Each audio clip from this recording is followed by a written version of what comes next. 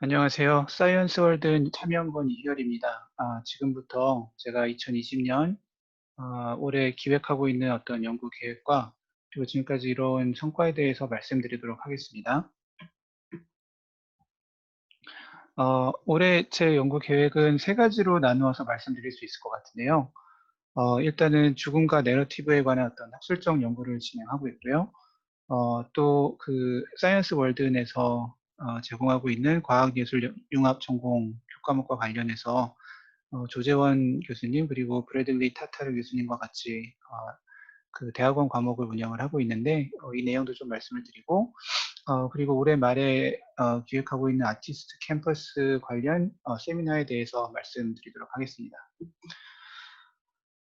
우선 그 학술 연구와 관련해서 제가 최근 몇 년 동안 진행했던 연구는 어떤 내러티브 관련된 연구인데요. 그러니까 이 연구를 진행하게 된 계기는 일단 그 FSM 관련해서 FSM의 어떤 기존의 화폐 체계와 어떤 차이가 있을까 이런 고민에서 출발을 해서 제가 염두에 뒀던 아이디어는 어떤 그 사물이라든가 그 개인이 특정한 내러티브와 연계됐을 때 좀 부가적으로 창출되는 가치가 있다라고 생각을 해서 그걸 에피소딕 밸류라는 이름으로 명명을 하려고 했고요.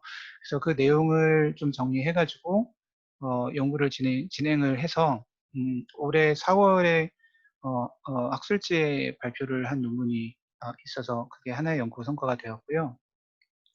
근데 이 논문은 사실 그 FSM에 이렇게 그 어, 특정하게 적용된 논문이라고 보기 좀 어렵고 어떤 그 에피스틱 밸류의 철학적인 구조라거나 이런 쪽에 좀 더 이론적인 측면에 초점을 맞춘 논문이어서 어,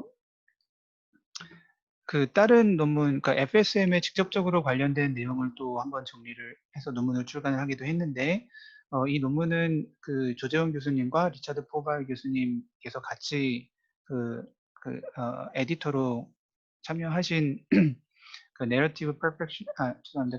Culture, Community and Climate이라는 책의 한 챕터로서 어, 그 출간이 되었고요.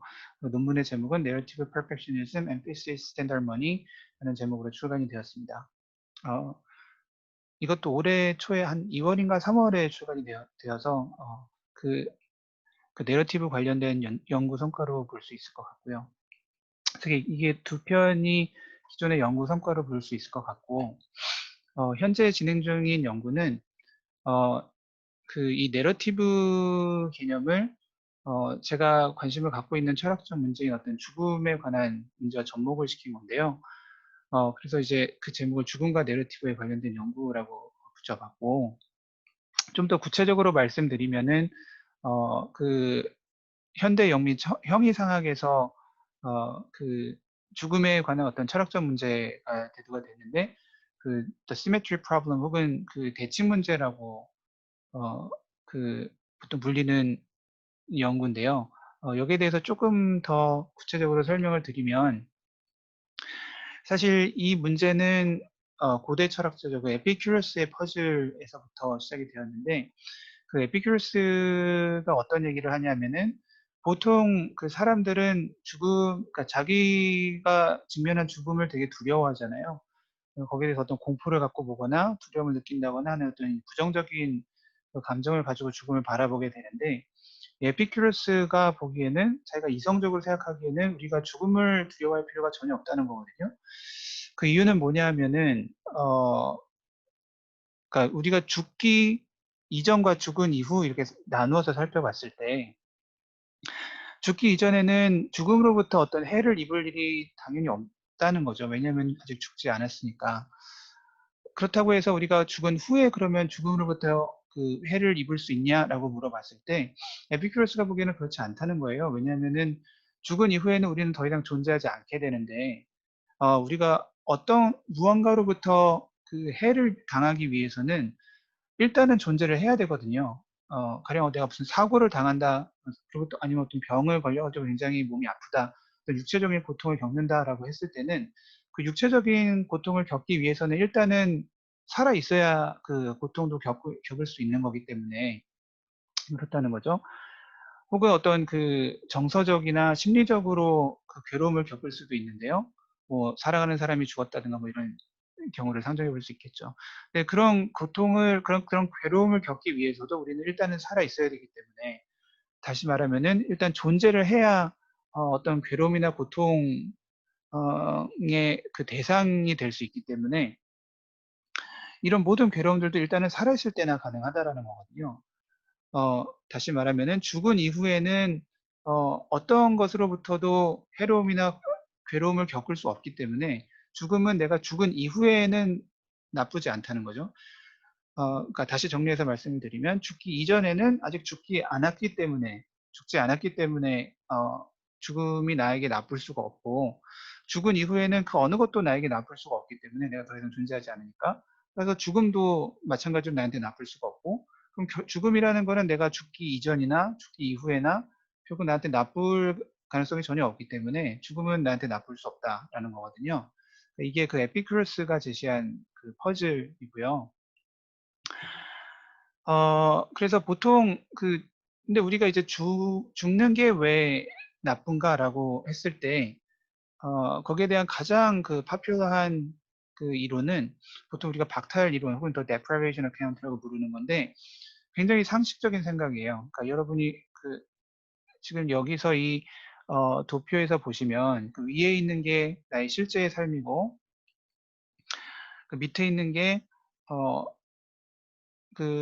내가 그러니까 실제 삶이라는 거는 어떤 특정 시점에 태어나서 특정 시점에 죽는 거잖아요. 근데 그 밑에서 우리가 얘기하고 있는 거는 실제 죽는 그 시점에 죽지 않고 좀 더 오래 살았을 경우의 가능적 삶이거든요. 그러니까 죽음이 우리한테 왜 나쁘냐라고 물었을 때 거기에 대한 대답은 그러니까 가정적으로 말해서 내가 죽지 않았더라면 그러니까 내가 어떤 시점에 실제로는 죽을 건데 그 시점에 죽지 않았더라면 좀 더 오래 살 거잖아요. 근데 그 더 오래 사는 기간 동안 어, 내가 실제 삶에서는 누리지 못했을 어떤 즐거움이 있을 수 있다라는 거예요. 그러니까 오래 살다 보면은 더 많은 삶의 즐거움을 누릴 수 있으니까. 그러니까 내가 죽지 않았더라면은 누렸을 수 있었을 그 어떤 삶의 즐거움이 있는데 그 즐거움은 내가 그 실제 삶에서 어, 바로 이 시점에 죽었기 때문에 그 삶의 즐거움들을, 삶의 좋음들을 누리지 못했다라는 거거든요. 그러니까 달리 말하면은 나의 죽음이 왜 나에게 나쁜가? 그거는 내가 죽지 않았으면 누렸을 삶의 즐거움을 나의 죽음이 빼앗아가기 때문에 나쁘다라는 것이거든요. 그러니까 그것을 우리가 이제 박탈 이론이라고 부르고 이것이 죽음이 왜 죽는 당사자에게 나쁜가라는 질문에 대한 가장 그 파퓰한 그 이론으로 인정이 되고 있습니다. 자, 그런데 이 박탈 이론, 또 deprivation account에 대한 어떤 반론이 있는데요. 그것을 제가 이제 대칭 문제라고 번역을 했는데, 이건 symmetry problem이라고 보통 논의가 되고요. 이 대칭 문제에 대해서 간단히 설명을 드리면, 그러니까 이 대칭 문제는 이제 에피큐러스의 어떤 그 추종자라고 할 수 있겠죠. 그 루크레이셔스가 이제 제시한 어떤 그 단편에서 비롯이 됐는데 이런 내용이에요. 그러니까 우리의 어떤 삶의 존재라는 게 사실은 그 우주 전체의 역사를 놓고 보면 굉장히 짧은 부분이잖아요. 그러니까 우리가 기껏해야 한 80년 혹은 100년 이 정도 살다가 가는데요.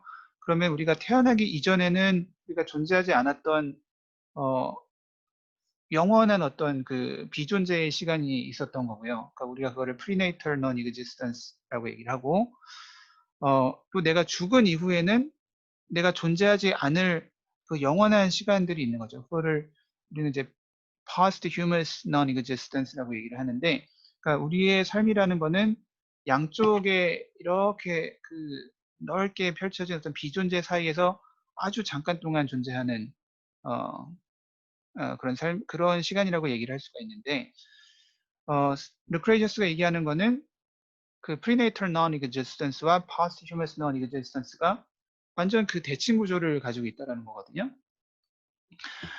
자, 이게 그 박탈 이론이랑 어떻게 연결이 되냐 하면, 이 도표에서 보시면은 제가 그 그러니까 실제의 삶이 있잖아요. 그러니까 그건 이 어떤 특정 시점에 태어나서 특정 시점에 죽는 이게 나의 실제 삶이고요. 근데 내가 죽지 않았더라면은 좀 더 오래 살았을 거니까, 그러니까 더 오래 사는, 그러니까 실제로 죽은 그 시점에 죽지 않고 더 오래 사는 그런 가능한 삶이 하나가 있을 수가 있고, 그걸 제가 여기서 PL1이라고 표시를 한 삶이고요. 근데 한편으로 생각하면은 내가 특정 시점에 태어났는데 만약에 좀 더 일찍 태어났을 수도 더 일찍 태어났더라면 어, 살게 되었을 그 가능한 삶이 있잖아요.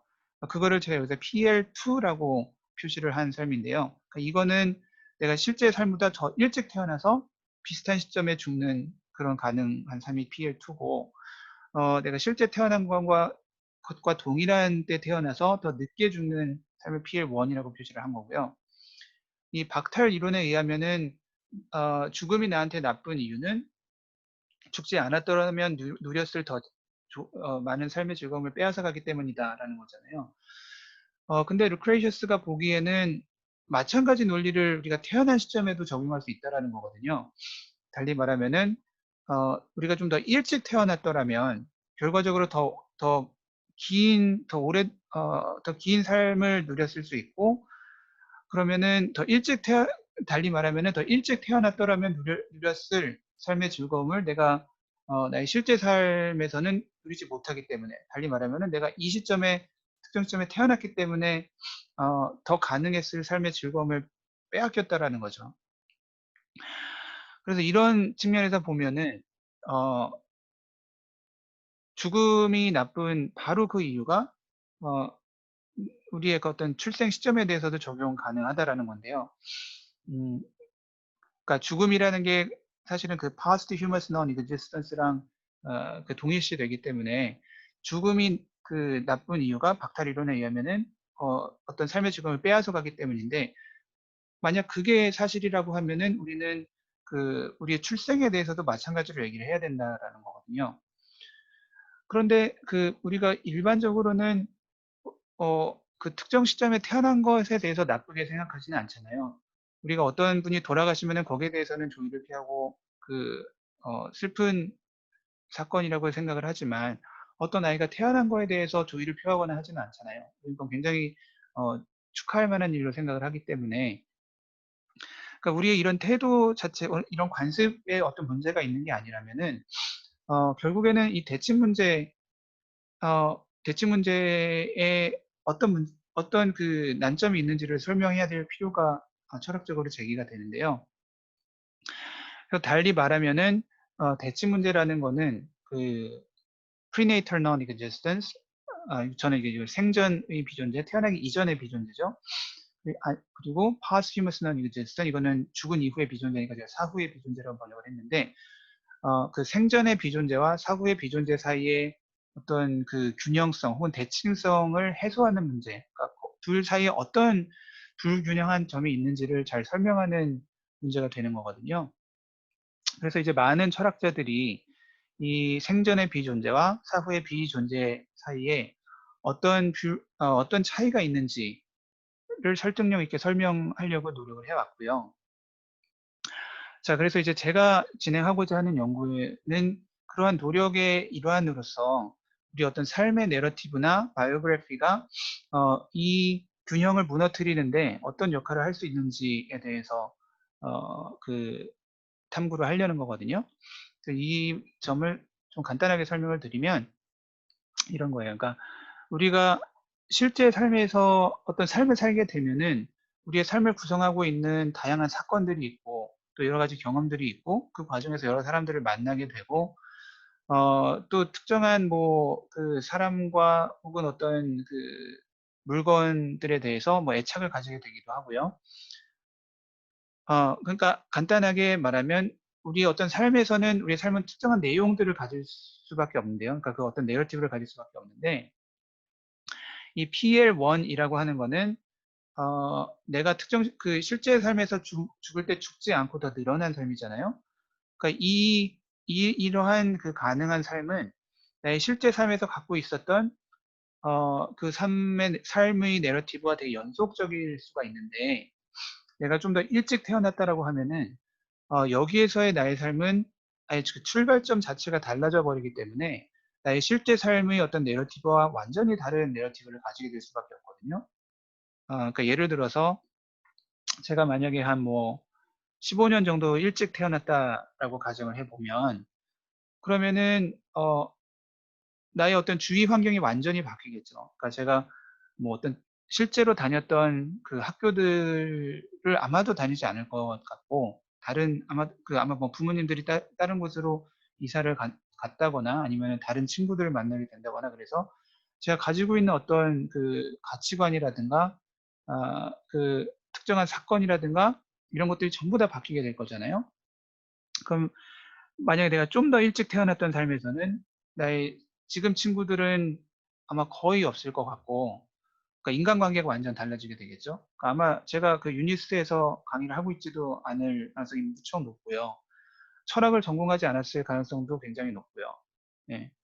그러니까 다른 책을 이렇게 만약에 혹시 철학을 전공하게 되었더라도 제가 지금까지 진행한 어떤 이 연구들과는 다른 연구들을 하고 있을 가능성이 굉장히 높고, 아마 학위도 다른 데서 받았을 거고, 뭐 공부를 계속하지 않았을 수도 있고요. 그렇죠. 그리고 그 어떤 제 퍼스널 라이프의 관점에서 봐도 친구들도 다르고, 아마 결혼도 다른 사람이랑 했을 거고, 그러면은 그 다른 자식들을, 그러니까 아이가 있다고 하더라도 지금의 실제 나의 그 아이들과는 다른 아이들을 가지게 되었을 거고, 그래서 그 제가 지금 누리고 있는 이 삶과는 완전 다른 삶을 살게 되었을 거기 때문에, 이 내러티브의 관점에서 보면은 더 일찍 태어난 삶을 내가 더 선호할 것 같지는 않다라는 거거든요. 그런데 반면 그 내가 더 늦게 죽는 삶을 상상을 해보면, 어, 이 삶은 그냥 지금 살고 있는 삶과 연속적이기 때문에 저희 지금 친구들 혹은 지금 가족, 그러니까 제가 지금 가지고 있는 어떤 인간관계들을 그대로 갖고 있게 되고요. 어, 지금까지 제가 성취해온 어떤 뭐 결과물이라든가, 제가 뭐 그 애착을 가지고 있는 어떤 사물이라든가 이런 것들이 고스란히 남겨지지만, 남겨지는 삶이고, 오히려 그냥 좀 더 늘어난 삶이니까, 이런 관점에서 보면은 그 나의 어떤 현재 그 내 삶의 내러티브의 관점에서 봤을 때, 더 늦게 죽는 삶은 충분히 더 선호할 만한 가치가 있는 삶인 것처럼 보이거든요.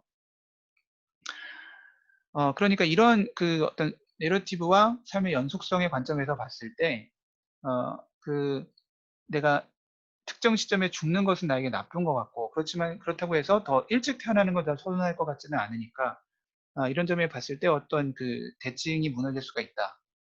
라는 거고요. 그러니까 이게 그 삶의 내러티브가 이 대칭 문제와 관련해서 어떤 해결의 실마리를 제공할 수 있는 지점이라고 보입니다. 그래서 이제 저는 이 문제에 대해서 좀 연구를 좀 더 진행을 하고 있고요. 그래서 제 목표는 이 관련된 논문을 하나 작성을 해서 출간을 하는 건데, 현재 초고를 거의 다 완성을 한 상태고, 어, 제가 이제 바라기에는 이제 여기저기 투고를 해서 뭐 내년까지는 출간을 하는 거를 목표로 하고 있는데, 예, 그렇게 진행을 하고 있습니다. 그래서 지금까지 제 연구와 관련된 거를 간단히 설명을 드렸고요. 어, 지금부터는 그 과학예술융합 전공 교과목 관련해서 간단히 좀 말씀을 드리겠습니다. 올해는 그 제가 이 CSA 과목 관련해서 그 조재원 교수님 그리고 브래들리 타타르 교수님과 셋이서 공동으로 과목을 한 학기 하나씩 가르치고 있는데, 일단 1학기에는 그 마음, 인공지능, 인간의 정체성이라는 부제를 가지고 과목을 진행을 했고요. 이 중에서 저는 그 인간의 정체성 부분에 좀 초점을 맞추어서 그 개인 동일성, 그리고 죽음에 관한 어떤 철학적 문제들에 대해서 좀 다뤘고요. 그 아시다시피 그 코로나 바이러스 때문에 이제 그 직접적인 수업을 하게 되기가 어려워서, 저는 이제 주로 블랙보드의 온라인 포럼을 운영해서 그쪽에 이제 그 포럼 문제를 제시하고, 그 을 통해서 이제 그 수강생들과 같이 토론을 하는 그런 형태로 주로 진행을 했습니다. 2학기에도 비슷한 형식으로 진행을 하려고 하는데요. 그 2학기 과목은 사이보그 인간 사회라는 부제가 달려 있고요. 저는 이제 한 두 가지 정도 이슈를 생각을 하고 있는데, 하나는 그 인간과 사이보그의 경계에 관한 어떤 인문학적인 이슈들을 좀 다뤄볼까 생각을 하고 있고, 여기서 사이보그라는 거는 그 조재환 교수님이 염두에 두고 계시는 뭐 그 디지털 혹은 이제 자동화 사회에서 약간 잉여적 존재가 된 어떤 인간의 개념, 이런 의미로 쓰고 있는 건 아니고, 보다 좀 더 일반적인 의미의 사이보그, 그러니까 좀 부분 혹은 전체적으로 이제 기계화된 인간, 을 이제 제가 의미하고 있는 거고요.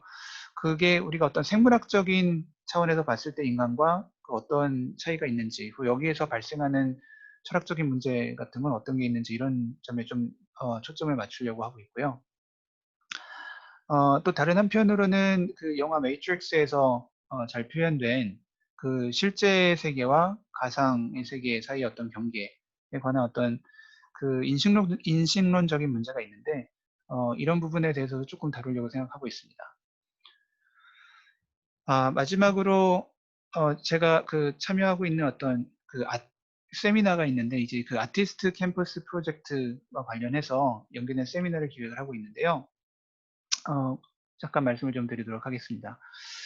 이 세미나는 그 한 분의 철학자, 그리고 한 분의 사회과학자, 그리고 한 분의 예술가를 모셔서 이분들께서 그 아티스트 캠퍼스 프로젝트의 그 의미에 대해서 좀 발표를 해 주시고, 그 이를 통해서 이제 그 구성원들이 다 참여를 해가지고 같이 토론을 해보는 그런 방향으로 생각을 하고 있고요. 그래서 형식은 그 세 분께서 각각 발표를 하고, 또 이제 거기에 대해서 간단한 논평을 저희가 하고요.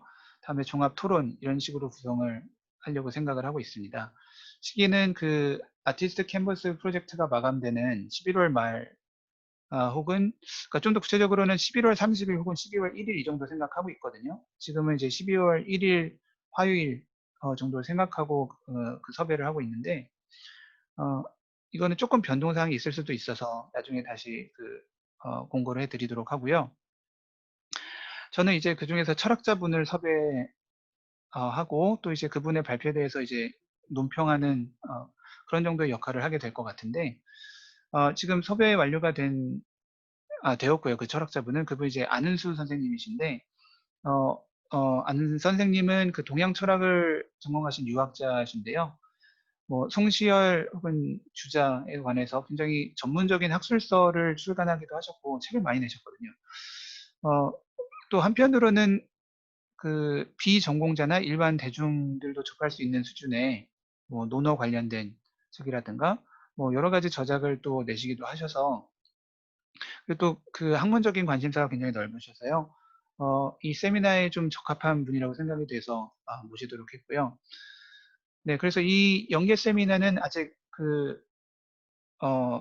구체적인 발표 내용이라든가 이런 게 정해진 건 아닌데, 제가 그 안은수 선생님한테 부탁드린 내용은 뭐 간단하게 말씀드리면 이런 거거든요. 그러니까 그 아티스트 캠퍼스가 본래 의도는 그렇지 않을지 모르지만 올해 그 코로나 바이러스 상황과 연계돼서 가지게 되는 어떤 함의가 있는 것 같은데, 그러니까 이 프로젝트가 프로젝트의 내용을 보면은 예술가분들이 특정 시간 한 2주 정도 이제 격리돼서 생활을 하고, 어, 그 과정을 이제 다 방송으로 송출을 하면은, 어, 그 과정을 이제 공유하면서 작품을 구매하거나 이렇게 되는 거잖아요.